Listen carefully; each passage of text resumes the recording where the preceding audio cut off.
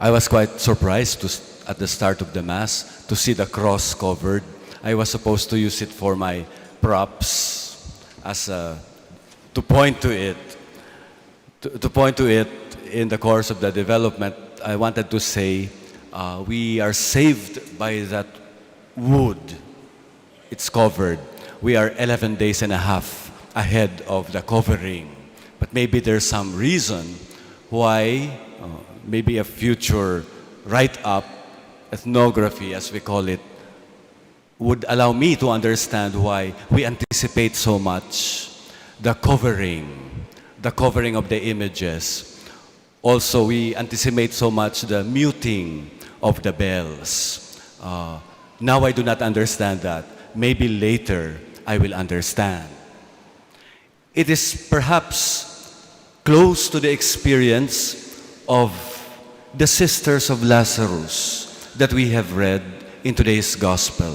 I read the shorter form, but even this shorter form retains the non-understanding of Martha, of the sister of Lazarus, about the resurrection.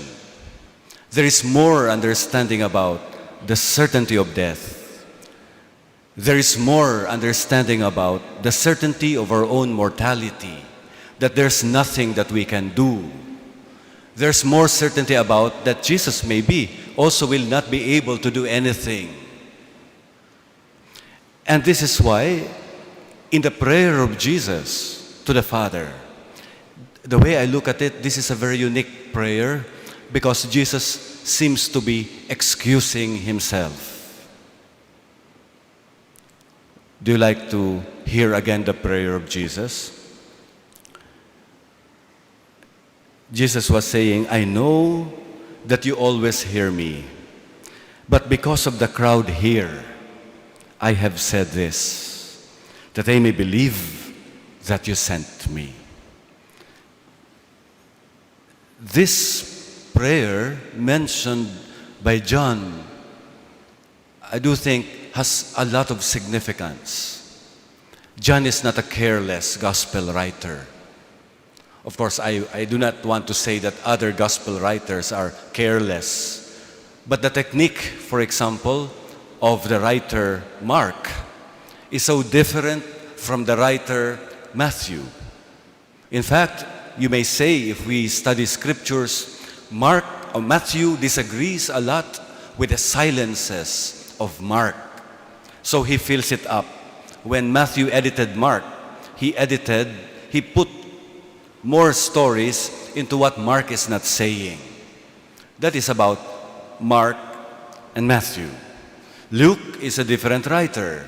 He looks into the motivations. He looks into the psychology behind actions. So he's totally different. And John, also totally different. Now from a very nuanced theological point of view. Therefore, nothing will escape the attention of John. And reading John in today's Gospel allows us to understand that he is saying something very important about this prayer of Jesus. Jesus excusing himself to the Father. It's like a son, quite afraid of the Father. He knows that he will be punished by the Father when he does this. So, before even he works his miracle, he explains. Not to the crowd, not to Martha and Mary anymore. He explains to the Father in prayer. Jesus excusing himself. For what? Jesus excuses himself for having to make a miracle to respond to the inability of the people to believe in the resurrection.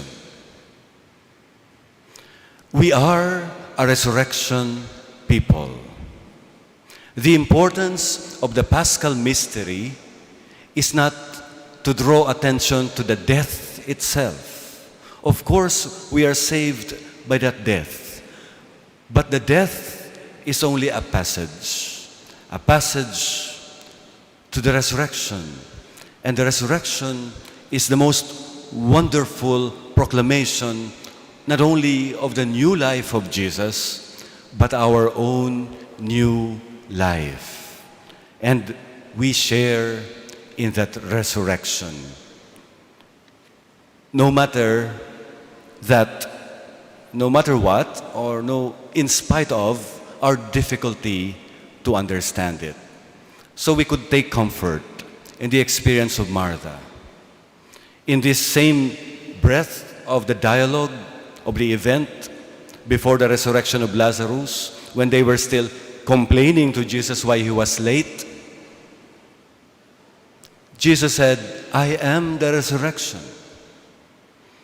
Martha said, "I know." She knows. I know that he will rise in the resurrection on the last day. There is some knowledge there. Maybe taken for granted knowledge. She knows, but she does not believe.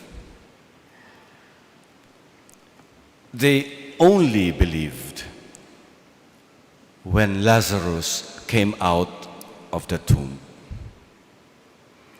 If we fast forward this narrative to next week's narrative, do you think they really believed in the resurrection? I don't think so. When Jesus died on the cross, who was there? Only Mary, only the friend. Where the rest? Where are the rest? They're gone, including the 12, minus John. They're gone. In fact, in the resurrection story, Jesus found them back to their old selves, back to their old lives, back to their boats. In another resurrection story, they were downcast, walking that road to Emmaus. They lost every sense of faith in the resurrection. Brothers and sisters, the gospel calls us not to lose faith. Not to lose faith in our own new life. Not to lose faith in the possibility that we are called to share in the life of Jesus as a resurrection people. May the anticipation of the celebration of the Lord's death not distract us too much from an overglorification of mortification, from an overglorification of sentiment or just feelings of grief, feelings of sorrow, feelings of mourning, because feelings pass. What the Lord wants us to experience are not just feelings. What the Lord wants us to experience are not just convictions either, or thoughts, intellectual conclusions. I know. So it's not just thinking. It is not just feeling. What is it? It is faith. Faith is not an idea. Faith is also not a feeling. That is why, if the Lord is just an idea to us, we do not have faith. If the Lord is just feeling to us, we do not have faith. Because, as I have to repeat, ideas and feelings disappear. When we don't have feelings anymore, then we begin to say, maybe I don't have faith anymore. But that is not to be. May our anticipation of the Holy Week to come especially the 3 days where we celebrate the Paschal mystery of the Lord's Passion, death, and resurrection. Confirm us in our faith.